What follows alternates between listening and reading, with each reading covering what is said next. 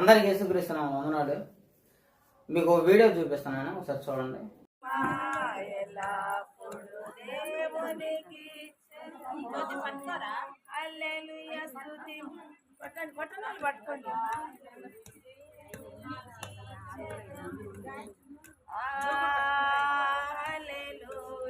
అంత ఒక్కసారి కాకుండా ఐదుగురు పట్టుకుంటే మంచిగా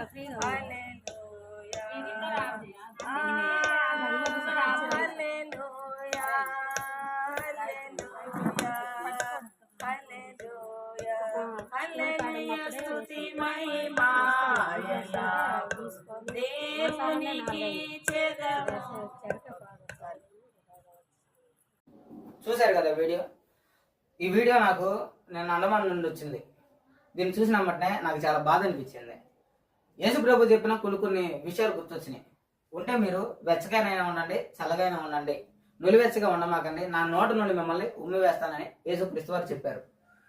వీరు హల్లెలూయా స్తుతి మహిమ అనే పాట పాడుతున్నారు. ఈ పాట 10 మంది పెద్దలు కలిసి ఇద్దరు జంటని ఏకం చేసి ప్రభు నామం బట్టి ప్రార్థన చేసి వీళ్ళని భద్రపరిస్తే అక్కడ ఈ పాట పాడి ఉంటే నేను చాలా సంతోషపడేవాడిని. కానీ వీళ్ళు చేసిన పని ఏంటంటే కొంచెం లోకాన్ని తీసుకొని వచ్చి కొంచెం క్రైస్తవ్యాన్ని తీసుకొని వచ్చి రెండు కలిపి చెడగొట్టారు.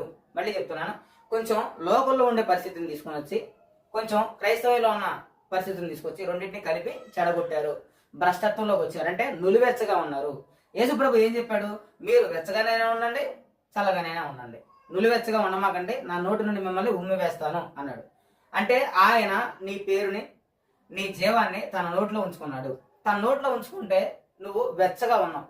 వెచ్చగా ఉన్న నువ్వు ఇప్పుడు నులివెచ్చగా మారితే ఆయన నిన్ను నోట్లో ఎందుకు ఉంచుకోవాలి? సగం లోకంలో బ్రతికి సగం క్రీస్తులో బ్రతికితే నిన్ను ఎందుకు తన నోట్లో ఉంచుకోవాలి? కాబట్టి మిమ్మల్ని ఉమ్మి వేస్తాడు ప్రభు. మీకు ముందుగానే హెచ్చరిస్తూ ఉన్నాను. ఎందుకు ఇలాంటి పనికిమాల పనులు చేస్తున్నారు? పేరుకు క్రైస్తవ స్త్రీలు ఎలా ఉండాలి? లోకంలో బ్రతకాలా? ఆచారాల్లో బ్రతకాలా? కట్టుబాటులో బ్రతకాలా? క్రైస్తవ స్త్రీలు కానీ క్రైస్తవ పురుషులు కానీ క్రైస్తవుడు అనే ప్రతి ఒక్కడు విముక్తి పొందాడు లోకం నుంచి. అయితే లోకంలో ఉన్న కొన్ని విషయాన్ని అవి గొప్పగా చేసుకొని అక్కడ పసుపు కొడుతున్నారా? ఏమ్మా, ఏంటా పని? అసలుకి మిమ్మల్ని నడిపించే కాపరే కొంచెం జ్ఞానం ఉందా, బుద్ధి ఉందా? కొన్ని ఈ చేసిన ఏం కాదమ్మా, కొన్ని ఈ కట్టలు చేసిన ఏం కాదని మిమ్మల్ని రెచ్చగొట్టుంటాడు. మీరు అందరూ కలిసి కూర్చొని హల్లెలూయా స్తుతి మహిమ అని పసుపు కొడుతున్నారు. ఏంటి అది? ఏం పని అది? కొంచెమైనా బైబిల్ అవగాహన లేదా? కొంచెమైనా మీకు నడిపించేవాడు అసలు ఏ విధంగా ఉన్నాడు? లోకాన్ని తీసుకొచ్చి మీరు క్రైస్తవంలో కలుపుతున్నారు. ఇలా మిమ్మల్ని చూసి ఎంతమంది చెడిపోయి ఉంటారు? మీరు ఏ తెగలోనైనా రాని, ఏ కులంలోనైనా రానివ్వండి, ఏ ఆచారంలోనైనా రండి, కానీ మీరు వచ్చింది అంత క్రైస్తవంలో కులాలు, మతాలు, ఆచారాలు మొత్తం వదిలేయాలి. మీరు స్వతంత్రులుగా పిలువబడ్డారు. ఏ ఆచారానికి, ఏ కట్టుబాటుకి మీరు బానిసలు కాదు అని బైబుల్ చెప్తుంటే ఈరోజు లోకంలో ఉండే కొన్ని సామెతలు తీసుకొచ్చి ముచ్చట్లు తీసుకొచ్చి ఆచారాలు తీసుకొచ్చి క్రైస్తవంలో కలుపుతారేంటి? అది చూడంగానే నాకు అసలు ఎంత ప్రమాదంలో ఉందో క్రైస్తవ సంఘం అనిపించింది. ఏమాత్రం బాధ లేదా? ఎందుకు బాధ లేదంటే అలాంటి నిస్సిగ్గుగా చేస్తున్నారంటే వాక్యం పట్ల అవగాహన లేదు, లేదంటే దేవుడు న్యాయ విధుల పట్ల మీకు అవగాహన లేదు. కాబట్టి మీరు ఇంకా క్రైస్తవంలో బయట విషయాలు తీసుకొచ్చి కలుపుతున్నారు. ఇది చాలా తప్పు, చాలా ప్రమాదకరమైన విషయం. అందుకే ప్రభు అంటారు, నరకమున వారి పురుగు చావదు, అగ్ని ఆరదు. అంటే మిమ్మల్ని లోకం నుంచి ఎందుకు ఏర్పాటు చేసుకున్నాడు దేవుడు? మిమ్మల్ని స్వతంత్రులుగా పిలిచింది దేనికి? బానిసత్వం నుంచి విడిపించి అనేకరమైన కట్టుబాట్లు, పాపం నుంచి మిమ్మల్ని ఎందుకు విడిపించాడు? అపసరైన పౌలు అంటాడు కదా, వారాలని దినాల్ని ఆచరిస్తారని మిమ్మల్ని ప్రభువులో కలపలేదు నేను, ప్రభువులోకి తీసుకురాలేదు నేను. వీటన్నిటి నుండి విముక్తి పొంది ఎల్లప్పుడూ ఆనందించండి, ప్రభువునందు ఆనందించండి అని దానికి కదా తీసుకొచ్చాను అని అపసరైన పౌలు అంటాడు. ఆనాడు సంఘంలో బయట లోపల విషయాలు తీసుకొచ్చి కలిపిన వాళ్ళకి చెందిన వాక్యం ఈరోజు మీకు చెందదా? వారాలు, దినాలు, ఆచారాలుగా మిమ్మల్ని ముట్టడి వేయడానికి తీసుకొచ్చారా? వాటిని కలిపి వాటితో చెడిపోవడానికి తీసుకొచ్చారా? లోకంలో ఆచారాలు ఎన్ని ఉంటే మీరు లోకంలోనే ఉండండి, లేకపోతే క్రైస్తవంలో రండి. అవన్నీ విడిచిపెట్టి పసుపు కొడుతున్నారు కూర్చొని అందరూ కలిసి అమలాకరం ముచ్చట్లేసి. ఎవరు చెప్పారమ్మా క్రైస్తవంలో విజయమని? తోటి క్రైస్తవ సహోదరుడిగా నేనేం చెప్తున్నానంటే, నరకమున వారి పురుగు చావదు, అగ్ని ఆరదు.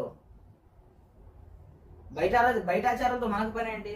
క్రైస్తవ పెద్దలందరూ కలిసి సంఘం ఎదుట, క్రీస్తు ఎదుట, దోతల ఎదుట అక్కడ ఇరుగురిని తీసుకొచ్చి వివాహం చేయాలి అక్కడ. అంతేగాని ఇలాంటి ఆచారాలు తీసుకొచ్చి దాన్నే ఒక పండుగలాగా, అదే ఒక ఆనందం లాగా, సెలబ్రేషన్ లాగా పసుపు కొడతాం, పసుపు పూసుకుంటాం, ఇలాంటి చాలా చోట్ల చూసారు క్రైస్తవ సంఘాల్లో. ఇవన్నీ అన్ని ఆచారాలు. ఎక్కడ చేశారు అపోస్తలులు? బైబిల్లో ఏ పిల్లలకు జరిగింది? పసుపు కొడతారు. ఇలాంటివి ఏమీ లేవు. సంతోషంగా పెద్దలందరూ ఎదుట అందరి ముందు ఒక దగ్గరికి వచ్చి క్రీస్తు ఎదుట ఆనబెట్టడమే, వీరిద్దరిని కలపడమే పెద్దల సమక్షంలో, అది వివాహం. అయితే ఈ రోజు ఏంటంటే లోకం నుండి వస్తూ వాళ్ళు లోకంలో ఉన్నటువంటి పనికి మాలినటువంటి ఆచారాలను కూడా తీసుకొస్తున్నారు, పనికి మాలినటువంటి వ్యర్థమైన ఆచారాలను కూడా తీసుకొస్తున్నాడు. అందులో క్రైస్తవ పాశ్రమలు కూడా ఉన్నారంట. దీంట్లో పాశ్రమలు లోకంలో ఉన్నారు కాబట్టి చెప్తున్నాను. ఏ పనమ్మా అది? యేసు ప్రభుని ప్రకటించే వాళ్ళు ఆ పనులు ఎలా చేయించాలా? చక్కగా అందరూ కూర్చొని లోకంలో ఉన్నటువంటి కొన్ని వ్యర్థమైన ఆచారాలు తీసుకొచ్చి చేస్తున్నారు. చాలా తప్పు. నరకంలో వారి పురుగు సావదు, అగ్ని ఆరవదు. నేను తీసుకున్నటువంటి మూలవాక్యం ఏంటంటే, మీరు వెచ్చగానైనా ఉండండి, చల్లగానైనా ఉండండి. నిలువెచ్చను కాబట్టి యేసుక్రీస్తు తన నోటి నుండి మిమ్మల్ని ఉమ్మి వేస్తాడు. తన నోట్లో భద్రపరుచుకున్న సంఘం ఎక్కడైతే చెడిపోతుందో అక్కడి నుంచి ఆయన ఉమ్మి వేస్తాడు. ఉమ్మి వేసిన వాళ్ళ పరిస్థితి అంటే నరకంలో వారి పురుగు సావదు, అగ్ని ఆరదు, బ్రతుకు మార్చుకుంటారని వాక్యం మిమ్మల్ని హెచ్చరిస్తూ ఉన్నాను.